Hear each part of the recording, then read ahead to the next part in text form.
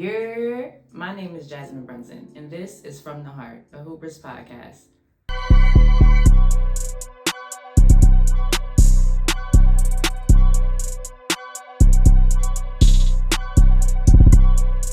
In last week's episode, we touched on the game within a game, recruiting, what that looked like for me, what it came with, what that felt like, and then things I wish I knew about the whole recruiting process as a whole.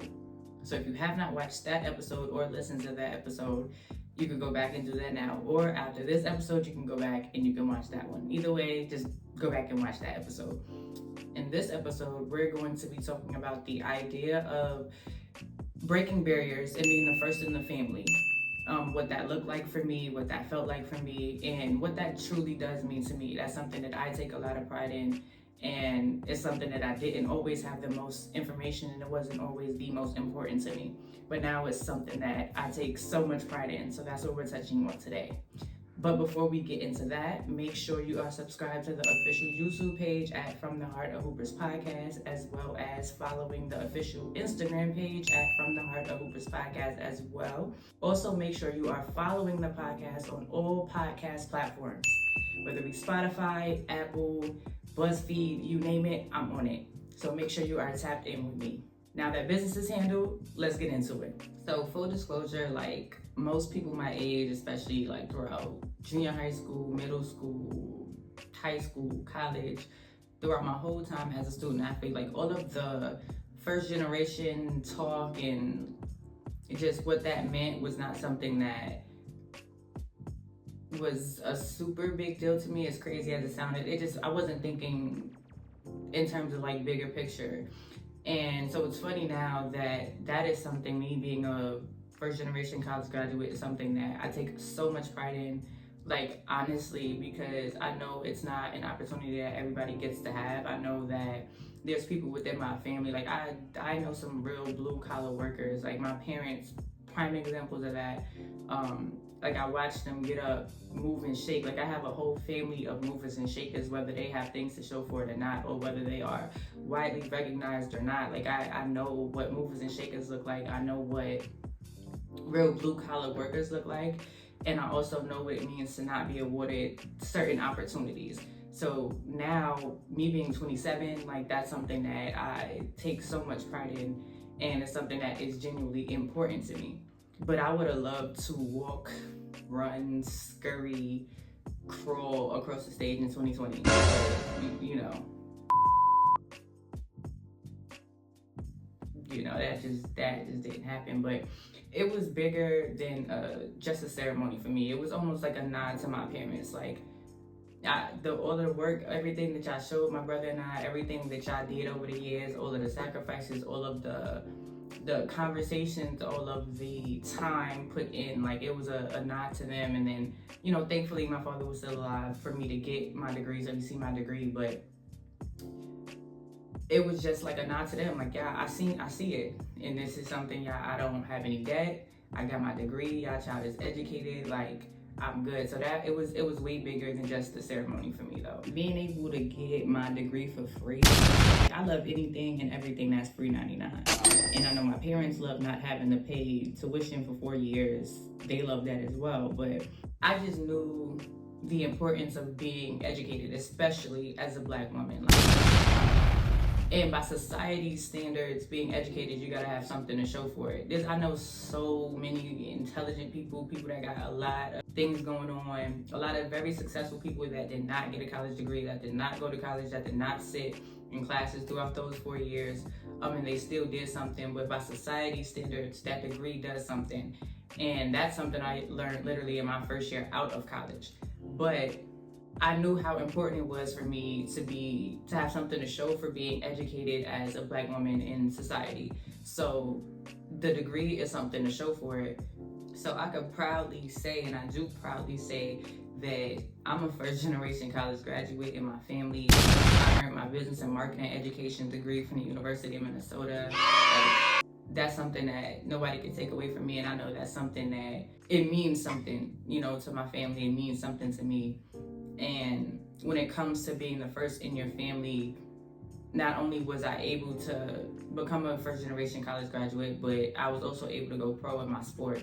And that's another thing that meant something to us, like meant something to me, meant something to my family. Like, I know for a fact, and like I said before, my dad, I knew he was nice. I knew that there was all of these stories about how he did X, Y, and Z, and he was successful in it. Boom, boom, boom, when it came to hooping.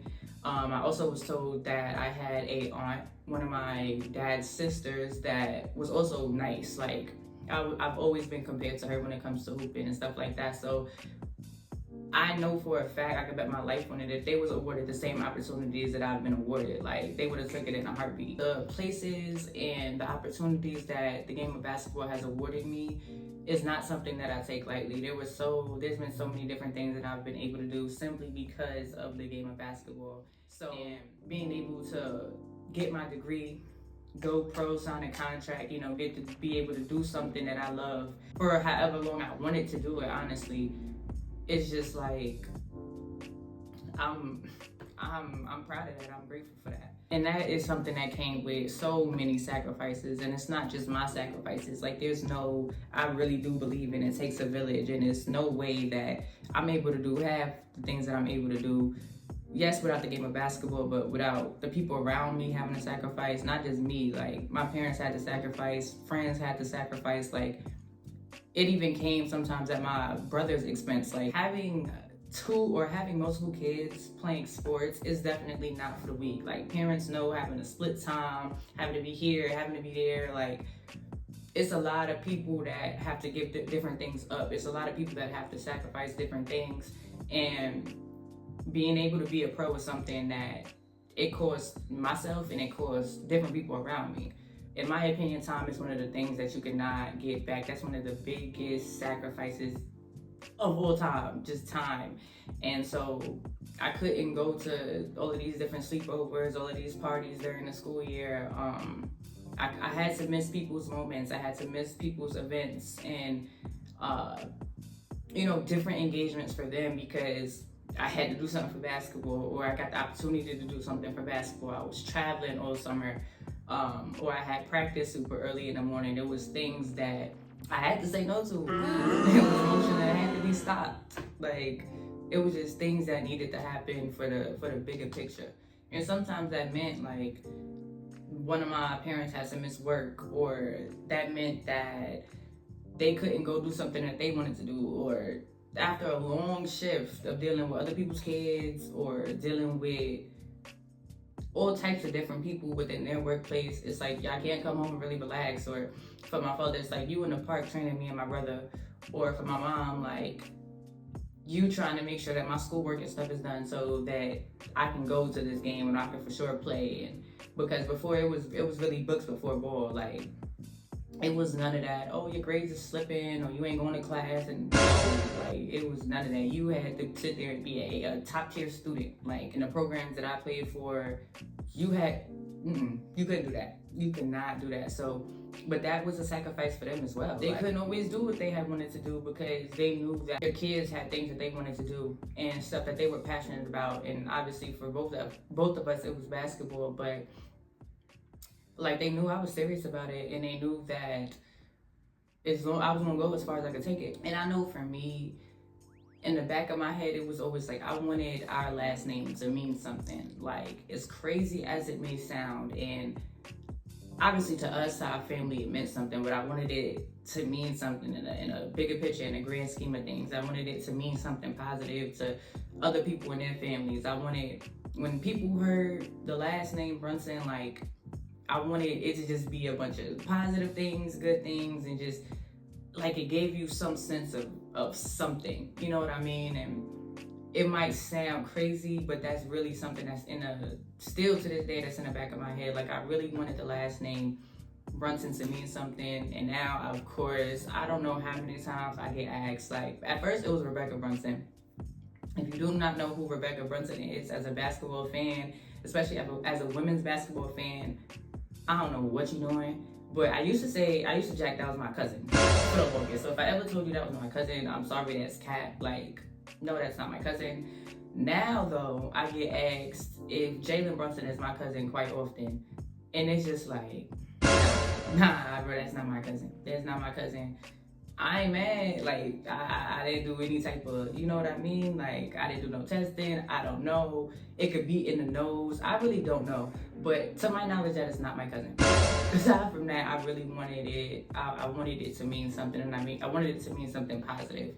And although I wasn't thinking of the idea of breaking down barriers or being the first in my family to do it, I just didn't see why I wasn't able to do it. Like, I didn't see, or I was never told, like, nah, you're not gonna be able to do that, or people don't typically, I didn't hear that. That wasn't the narrative. That wasn't what it was. I literally seen, not the examples of exactly where I wanted to be, but I seen examples of hard work. I seen examples of grind. I seen examples of having a plan. I seen, examples of being dedicated, being disciplined. Like, I seen that. So I knew that if I did at least some of that, something good is gonna come of it. If I was to ask you what your definition of leaving a legacy is, or what your definition of legacy is, what would you say? You could comment it, you could DM me, just let me know. What would you say? Now let me get into Merriam-Webster, because that's the OG dictionary in my opinion. But Merriam-Webster defines legacy as something transmitted by or received from an ancestor or predecessor or from the past. Now for me, leaving something better than you found it kind of goes hand in hand with that for me. Because I feel like if you have that mindset of like, just leave it better than you found it, your interactions with people, places you've been, schools you've gone to, programs you've played for, teams you've played for, teammates you played with, like having the mindset of just leaving people, leaving things better than you found it. In order for me to be able to do that, it's like I have to be willing to go through different doors. I have to be willing to open different doors. I have to be willing to walk through different doors, and then that might be opening different doors for my family or people that look like me or people that come from where I come from. I have to be willing to take different opportunities.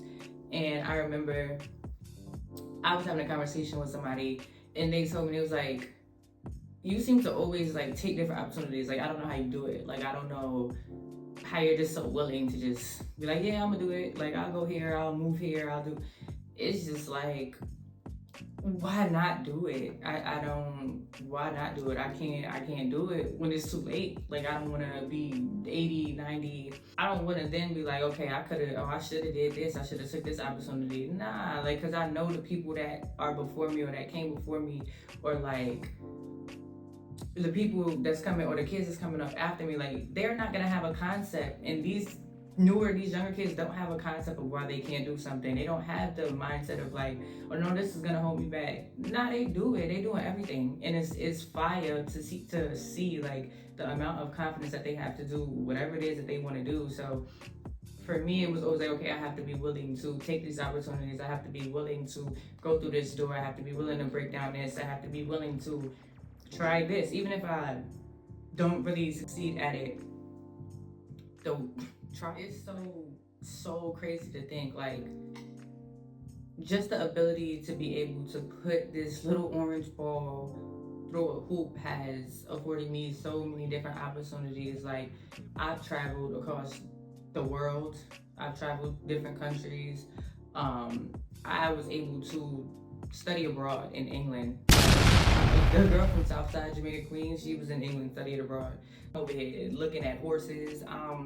In this mine. I'm underground. I'm doing stuff that I didn't even think to do. It's so many different things. Like, obviously getting my degree, being able to go pro, it's afforded me so many different things. When I think about when I have a family one day, when I think about my niece, when I think about girls that I mentor or younger kids that I mentor, it's like, if even for a second they just think like, all right, well, Jazz is able to do it, so I just know I can do it. Like, that's it for me. That's literally it for me. And I've had those conversations with people. Like, I've had those conversations with younger kids. Like, and honestly, I feel like I'm at that stage now, especially being an aunt. Like, I feel like I'm at this stage where it's like younger kids thinking you're cool with it. Like, I never understood it before. Like, I never understood it when, like, the older people, like, when obviously me being younger and my friends come around, it's like, you wanna hang with us, you wanna be cool, like, you wanna know the slang and all of that. Now I feel like having the younger generation think you're cool, that's it. Like, you made it. You honestly made it. When I think about all of them, especially with how the women's game specifically has grown tremendously, like, I absolutely love it because from NIL to just the amount of eyes on the game now, the amount of talent, the game is growing crazy. Like, I literally was just watching the Hall of Fame enshrinement speeches, like that ceremony. And now, if you know me, I've loved the Lynx since I can't even tell you. Like, I've loved the Lynx. Like, that and the Oklahoma City Thunder, the old Oklahoma City Thunder, those were my two teams. Then, I jumped ship. We don't even have to talk about it, but I loved the Lynx. So Maya Moore, obviously Sue Bird as a point guard, like, it's just great. It's really just great. But there's no type of ceiling for this next generation. There's no ceiling for these kids that's coming up after, these younger girls, these younger athletes. There's no ceiling.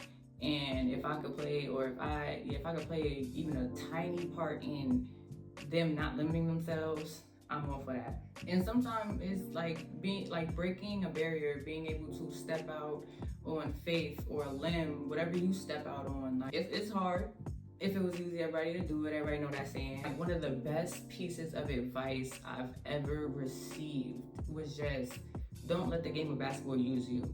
And that's not verbatim, but it's be able to use the game as well. It's gonna cost you a lot of time, sacrifices, like we keep talking about, but also be able to utilize that. Also be able to capitalize off of those opportunities, be able to capitalize off of those things. Because you never know, like, what that's going to do for somebody else. You never know what that's going to mean to your family. You never know what's going to be remembered. Like, you really never know. You really have no idea. And it's some things that people bring to me, or like younger kids bring to me, that I completely forgot about. Like, I didn't think it was a big deal. Those moments of, like, being proud of yourself, because for you, just you taking an opportunity, or you're doing something that you love. In my case, obviously, I love the game of basketball in and out, through and through. So I'm just, obviously these are next steps. These are things within the game that I want to do. But those full circle moments, it's like, yeah, it's hard, but it's definitely worth it. Being the first in your family to do different things, like, it's difficult, but it's so rewarding because it's always a bigger picture. It's always a bigger picture. And like I said, the game offered me so many different opportunities. It keeps offering me so many different opportunities, especially with being able to coach and train different kids. It keeps offering me different opportunities. There's so many different things that I have in store. I have no idea. And you never know what stepping out on faith, stepping out on the limb will do for you. Because that's literally what my whole journey has been. So if you're a first generation, whether it be college graduate, or there's things that you've done, you've been the first to do in your family, let me know. You could DM me, like I said, you could comment, whatever it is that you need to do. But as always, thank you for tuning into this episode of From the Heart of Hoopers podcast. Make sure you are subscribed to the official YouTube page, following the official Instagram page, and make sure you are tapped in with me on all podcast platforms, because I'm on it. Every Tuesday, I do not miss a Tuesday. So make sure you're tapped in with me. Make sure you're interacting with me. Make sure you're sharing these episodes. Make sure you're listening to them. Make sure you're watching them. And I will see you guys next week.